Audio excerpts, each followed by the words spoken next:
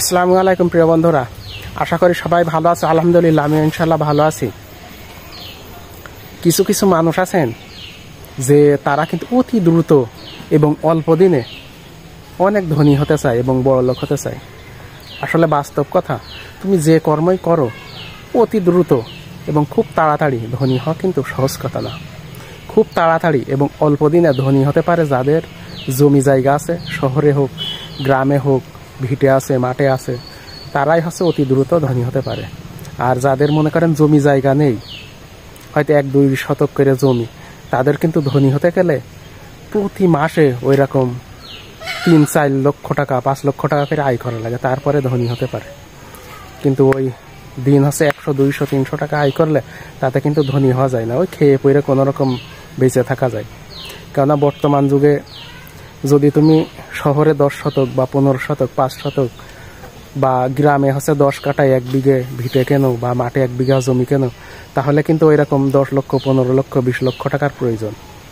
এই কারণে ওই পরিমাণ যদি তুমি আয় করতে না পারো, তাহলে তো তুমি ধনী হতে পারছো না, আর তুমি বসেও খেতে পারছো না। এই কারণে আমরা যে কাজই করি, চাকরি করি, ব্যবসা করি বা বিদেশ যাই, ইউটিউবে চ্যানেল খুলি, ফেসবুকে, মানে যে কাজই করি ধৈর্য ধরবো, ধৈর্য ধরে ধীরে ধীরে চেষ্টা করতে থাকবো, তখন অবশ্যই আমাদের সফলতা আমাদের কাছে ধরা দিবে এবং আমরা ধনী হতে পারবো এবং বড় লোক হতে পারবো। আর মানুষ ধনী হতে চায় এই কারণে, বড় লোক হতে চায় এই কারণে।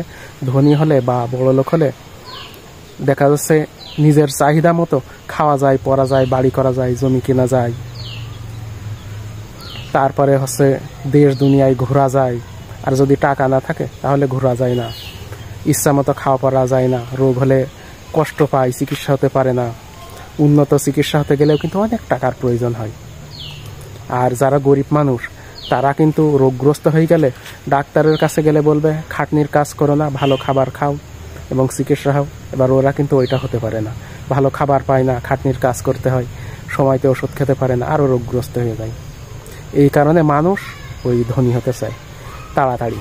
তবে আমরা ধৈর্য ধরে মহান রাব্বুল আলামিনকে ডাকবো এবং তাকে স্মরণ করবো যে হে আল্লাহ, তুমি আমাদের ইহকালের এবং পরকালের সার্বিক সফলতা দান করো এবং তুমি আমাদের দুনিয়ায়ও সুখে রেখো, পরকালেও সুখে রেখো। আর আমরা সব সময় ধনী হওয়ার জন্য আবার মত্ত মাতাল হব না। যারা কিন্তু অতি দ্রুত ধনী হতে চায় তারা কিন্তু আবার পতন হয়ে যায়, মায়ের খায়। প্রত্যেকটা জিনিস হাসিল করতে হলে সময় লাগে, আর স্থায়ী আয় উপার্জনের পথ তৈরি করাও কিন্তু অনেক কষ্ট। হতে পারে চাকরি, ব্যবসা, ইউটিউবে চ্যানেল বা ফেসবুকে বা কৃষিকাজ, প্রত্যেকটি জায়গায় কিন্তু সময় লাগে। আর তুমি যদি ওই ধৈর্য ধারণ করতে না পারো, আর তুমি যদি পরিশ্রম করতে না পারো, মেধা মনন বা দৈহিক শ্রম দিতে না পারো, তাহলে তুমি কিন্তু কখনোই সফলতা লাভ করতে পারবে না। এই কারণে আমরা মহান রাব্বুল আলামিনকে স্মরণ করব এবং সুপথে থেকে এবং ইহকাল ও পরকালের কথা মনে রেখে পবিত্র জীবন যাপন করব এবং অর্থ সম্পদ সঞ্চয় করব। আচ্ছা, সবাই ভালো থাকেন। আল্লাহ হাফিজ।